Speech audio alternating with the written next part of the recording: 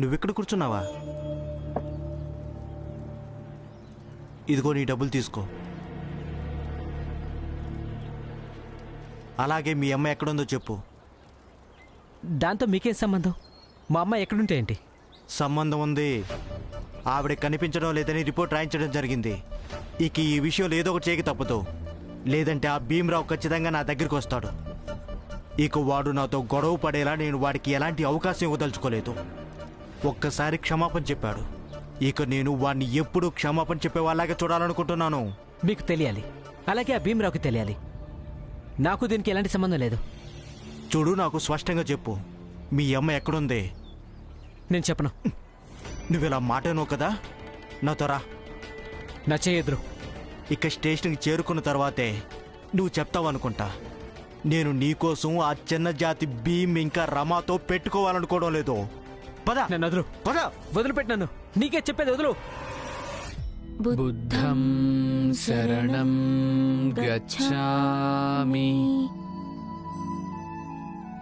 ధర్మం శరణం గచ్ఛామి.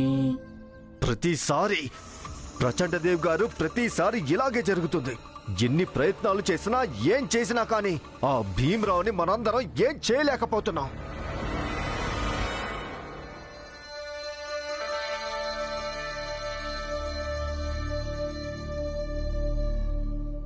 రామ్జీ తిరిగొచ్చేశాడు అంటే వాడు మళ్ళీ పని వెతుకుతాడు. ఆ ఆనంద్ కూడా పని వెతుక్కుంటాడు. నేనేం చేస్తానంటే వాళ్ళిద్దరికీ పని దొరకకుండా చేస్తాను. ఇక నరోత్తం నువ్వేం చెయ్యాలంటే ఆ రామ్జీ పెన్షన్ మళ్ళీ మొదలవనివ్వద్దు.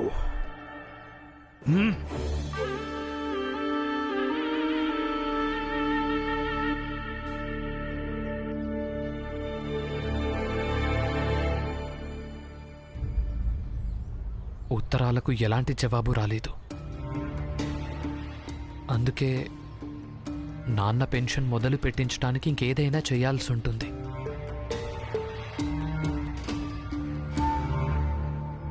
అంతా రండి, అంతా ఇక్కడికి రండి. ఎవరెవరు శుద్ధీకరణ చేయించుకున్నారో వాళ్ళంతా ఇక్కడికి రండి. నమస్కారం బాబు గారు. ఏమైంది బాబు గారు, మీరెందుకు వచ్చారు? మమ్మల్నే రమ్మనాల్సింది కదా. విషయం ఏంటంటే ప్రచండదేవ్ గారి తమ్ముడు లండన్ నుంచి తిరిగి వస్తున్నాడు. నా కోరిక ఏంటంటే మీరందరూ తనకు స్వాగతం పలకాలని. సరేనా? అరే, ఎందుకు పలకం? తప్పకుండా పలుకుతాం. జనార్దన్, నువ్వు ఒక పని చేయి, పూలదండలు తీసుకొని పద. అలాగే బాబు గారు. బాబు గారు, నేను చేయడానికి ఏమైనా ఉందా? హితేష్, నువ్వు డోలు ఏర్పాట్లు చూడు. చేస్తాను బాబు గారు. బాబుగారు, నేనేం తీసుకురావాలి?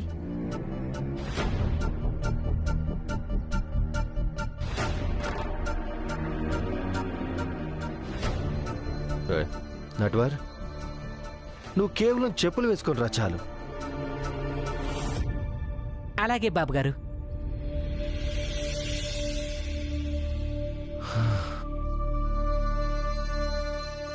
లక్ష్మి కూడా శుద్ధీకరణ చేయించుకుంది కదా? అవును. లక్ష్మి, శుద్ధీకరణ చేయించుకున్నావు కదా? బయటికి రా. లక్ష్మి, నువ్వు చేసింది సరైంది కాదు. నువ్వు శుద్ధీకరణ చేయించుకుని ఈ ఇంటి లోపలే జాతి రేఖను గీసేశావు. అవును, గీసింది. ఇక ఈ విషయం మీద ముందే చాలా గొడవ అయింది. జరిగిందేదో జరిగిపోయింది. మళ్ళీ మాట్లాడడం వల్ల ఎలాంటి ప్రయోజనం లేదు. ఇక నిజమేంటంటే శుద్ధీకరణ చేయించుకున్న తర్వాత నాకు సమాజంలో కొంచెం గౌరవం లభిస్తోంది. నాకు కావాల్సింది అదే.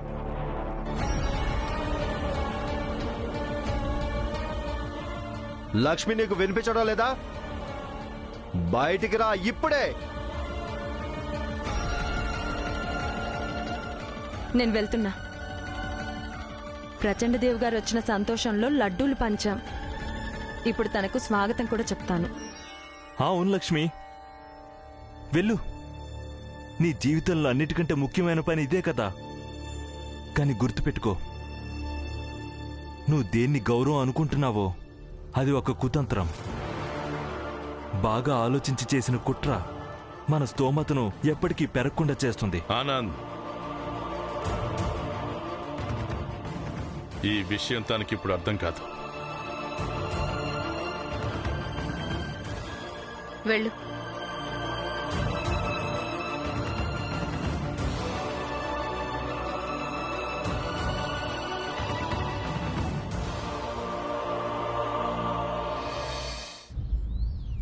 అన్నయ్య, భీమ్ ఇంకా రమ ఇంతవరకు రాలేదు.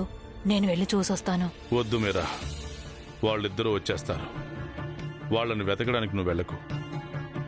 వదినా, లక్ష్మిలాగూ ఇంట్లో లేదు కదా, ఇంటి పనుల్లో నాకు వచ్చే సాయం చేయండి. రమ ఇంకా భీమ్దేముంది, పరిగెత్తుతూనే ఉంటారు.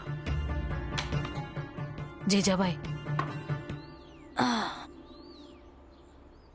పద, ఇద్దరం కలిసి పని చేద్దాం. ఎవరికి తెలుసు, కలిసి పని చేయడం వల్ల కలిసి ఉండే విలువేంటో నీకు అర్థమవుతుందేమో. రండి.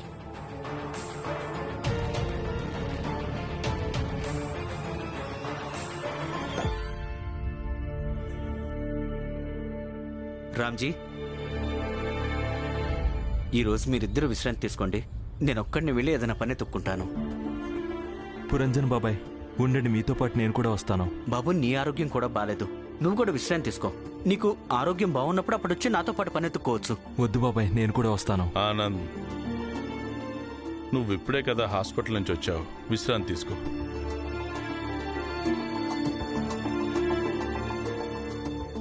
నాన్న, ఇప్పుడున్న పరిస్థితుల్లో మనిద్దరం విశ్రాంతి తీసుకోలేం. మీరు తీసుకోండి. అవునన్నా, ఒక్కసారైనా నాకు కూడా అవకాశం ఇవ్వండి. మీ కొడుకునైనందుకు బాధ్యత నిర్వర్తించనివ్వండి.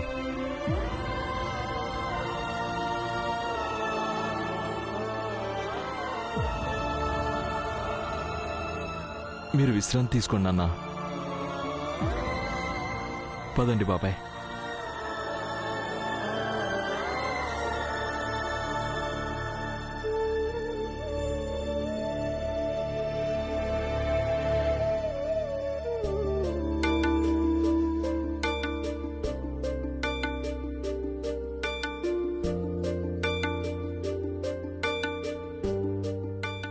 రమా, నాన్న ఏం చెప్పారంటే ఇదే ఆఫీస్ నుంచి ఆయన లాంటి వాళ్ళ పెన్షన్ లెక్కలన్నీ చూస్తారని. పద, వెళ్ళి మాట్లాడదాం. మనం మాట్లాడటం కాదు, ఏదోటి చేసి మామయ్య పెన్షన్ మొదలు పెట్టించాలి. పదండి.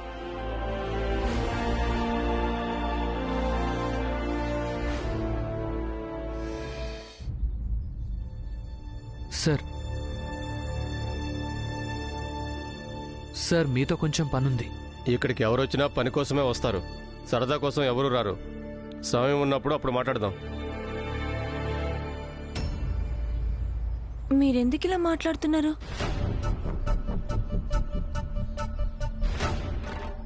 ఎలా మాట్లాడాలో నువ్వు నాకు నేర్పిస్తావా? వెళ్ళండి ఇక్కడి నుంచి. చూడండి, మీరిప్పుడు పనిలో ఉన్నారని నేను అర్థం చేసుకోగలను. మేము కాసేపటి తర్వాత వస్తాం, తర్వాతే మాట్లాడదాం, కానీ ఈ విధంగా మాట్లాడకండి. కాసేపటి తర్వాత వస్తావా? బయటికి వెళ్ళు. నేను వెళ్ళిపోను. ఇక మీరు ఆఫీస్ ఎందుకు పెట్టారంటే జనాల సమస్యలు వినడానికే కదా. నీ పనేంటో నాకు బాగా తెలుసు. నీ పేరు భీమరావు కదా? మీ నాన్న పెన్షన్ కోసం వచ్చావా?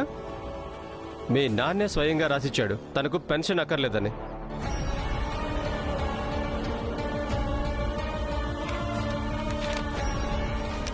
ఎదిగో ఆ పత్రం, చూసుకో. ఇక నువ్వు మళ్ళీ పెన్షన్ మొదలు పెట్టించడానికి వచ్చావా? నీకేమనిపిస్తుంది? మేమంతా ఇక్కడ ఎందుకు కూర్చున్నావా? నాన్న ఒకటి రాసిస్తే కొడుకొచ్చి ఆడే నాటకం చూడడానికా? ఆ సమయంలో నాన్న నిస్సహాయుడు. పెన్షన్ రాకపోవటం వల్ల ఆయన పరిస్థితి దయనీయంగా మారింది. నేను అది చెప్పడం కోసమే ఉన్నతాధికారులకు ఉత్తరాలు రాశాను, కానీ ఎలాంటి జవాబు రాలేదు. అందుకోసమే నేను ఇక్కడికి వచ్చాను. చిన్న జాతి పెద్ద బుద్ధి. చూస్తుంటే నువ్వు ఇలా వినాలా లేవు. మెడబెట్టి బయటికి గెంటించాల్సి ఉంటుంది. ఎవరక్కడా ఎవరక్కడా? వీళ్ళను మెడపెట్టి బయటికి గంటే. చూడండి, నేను ఇక్కడి నుంచి వెళ్ళను. బయటకు పదండి. నేను మాట్లాడుతున్నాను కదా. అరే బయటకు పదా. లేదు. అరే మీరు ఇలా పదండి, నేను చెప్పేది వినండి. మీరు ఏం చేస్తున్నారు? వెళ్ళండి ఇక్కడి నుంచి. మరోసారి లోపలికి రావద్దు.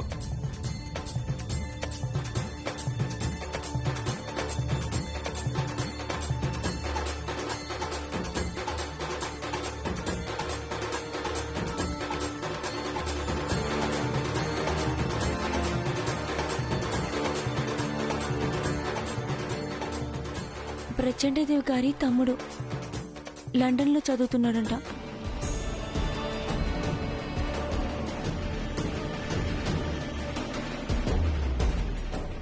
అక్కడి నుంచే వస్తున్నాడు. ఇక ఇదే సంతోషంలో లక్ష్మి అక్క ప్రచండదేవ్ భార్య ఇద్దరు లడ్డూలు పంచారు. అవునా?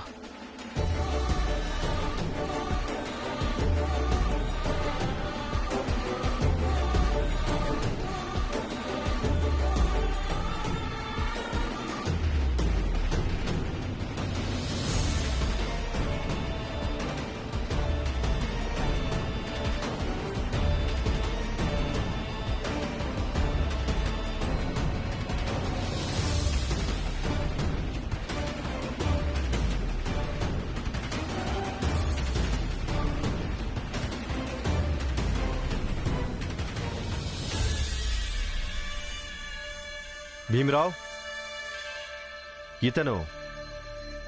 ఇతను ప్రచండదేవ్ గారి తమ్ముడు వైభవ్ దేవ్. లండన్లో చదువుకొని ఇప్పుడే తిరిగొచ్చాడు. నరోత్తం, వైభవ్ మా నలుగురు అన్నదమ్ముల్లో అందరికంటే చిన్నవాడు.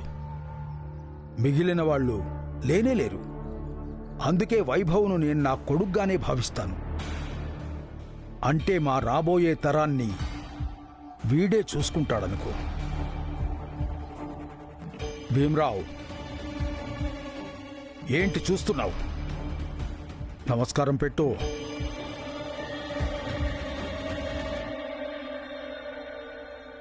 ఇది తెలియటం సంతోషంగా ఉంది. మీరు చదువుకోవడం కోసం లండన్ దాకా వెళ్ళొచ్చారని. అవును, మన దేశంలోని చదువుకు అలాగే అక్కడి చదువుకు తేడా ఏముంటుంది? అలాగే అక్కడ ఎంత శాతం మంది చదువుకుంటారు?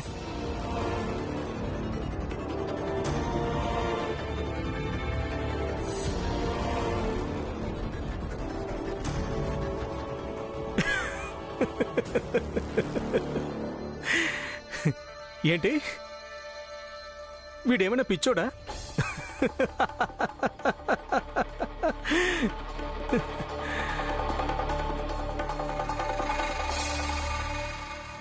నాకు అనుమానం ఉండేది.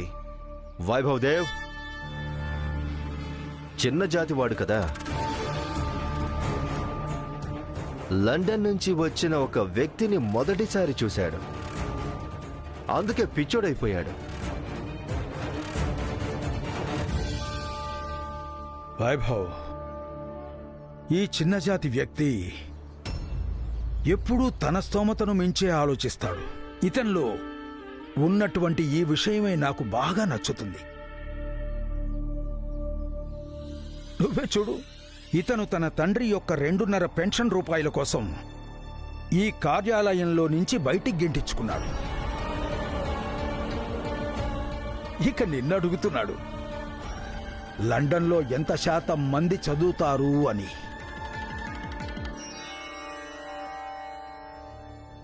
ఆయన ఎక్కడైనా ఉండనివ్వండి, మెడపెట్టి గెంటించుకున్న తీయటి రొట్టెలు తిన్నా సరే.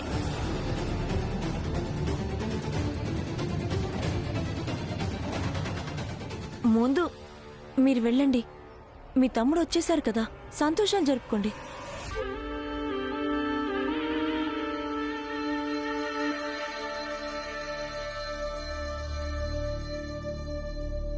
మేం సంతోషాల్ని పంచుతాం కూడా.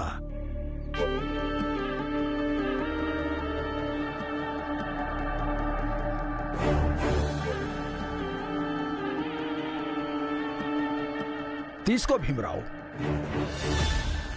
తిను. సగం సగం తినండి, సరేనా? తీసుకో.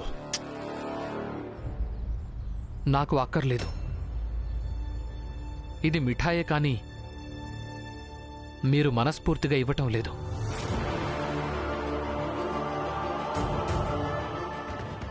దీని వెనుక మీరు నన్ను అవమానించే ప్రయత్నంలో ఉన్నారు.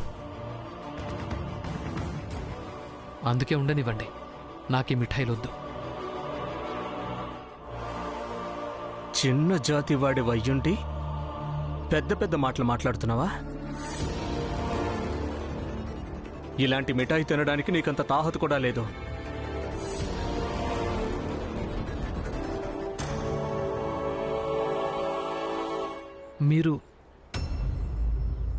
మీరు లండన్లో చదువుకుని వచ్చారు కదా, మీ భావాలు భిన్నంగా ఉంటాయనుకున్నానే.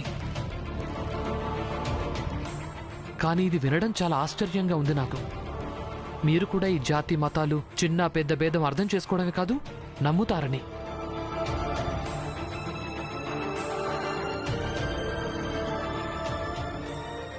ఇక ఈ మిఠాయి విషయం అంటారా? ఇలాంటి మిఠాయి నేను ఈ రోజు వరకు తినలేదు, ఇక ముందు కూడా తినను. పెద్ద తేడా ఏముంటుంది?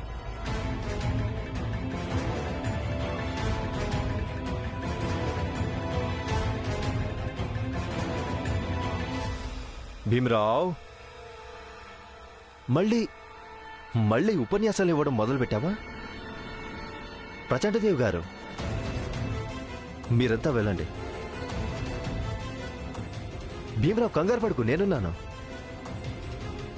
నేను నీకు మీ నాన్న పెన్షన్ ఇప్పిస్తాను. భీమరావు,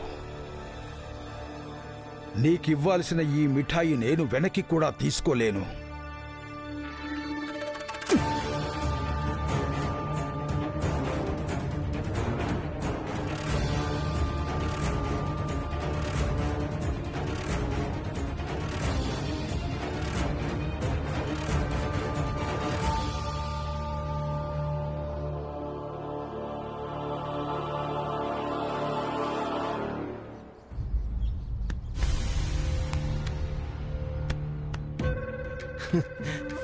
భీమరావు, ఎందుకు నీ సమయాన్ని వృధా చేసుకుంటున్నావు? వీళ్ళంతా అనుకున్నా కూడా నీకు మీ నాన్న పెన్షన్ ఇప్పించలేరు. సరే అయితే, మీరేం చేయాలో అది చేశారు కదా, ఇక వెళ్ళండి. మాకేం చేయాలనిపిస్తే అదే చేస్తాం. పవార్ గారు, ఆజ్ఞ నరోత్తం గారు, వీళ్ళిద్దరిని ఇక్కడే రోజంతా నిలబెట్టించండి. వీళ్ళిద్దరూ మహా మొండివాళ్లు. ఇందాకే మన స్టాఫ్తో కార్యాలయంలోంచి మెడపెట్టి బయటకు గింటించాను, అయినా వీళ్ళిద్దరికీ సిగ్గనిపించడం లేదు. భీమరావు, వెళ్ళు. ఎందుకంటే మీ నాన్న పెన్షన్ మొదలు కానే కాదు. ఇక్కడున్న ఏ ఒక్క ఉపాధికారి కూడా నువ్వు చెప్పింది వినిపించుకోరు.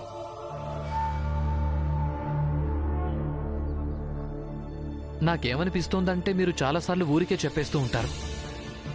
మీకు ఎలాంటి ఉన్నతాధికారులతో పెద్దగా పరిచయాలు లేవు. మీరు కేవలం పనికి మాలిన మాటలు చెప్తూ ఉంటారు. చూడండి, అమాయకుడు. వీడికి అస్సలు తెలీదు నాకున్న పరిచయాలు ఎంత దూరం ఉన్నాయో. అయితే చెప్పండి, ఎంత దూరం ఉన్నాయి అంటే పేర్లైనా చెప్పండి, అప్పుడు నేను నమ్మేస్తాను మీకు నిజంగానే పెద్ద అధికారులతో పరిచయాలున్నాయి అని. లేదంటే నాకు ఏమనిపిస్తోందంటే అందరూ తెలుసు అని ఎలా చెప్తున్నారో అది ఊరికే చెప్తున్నారని.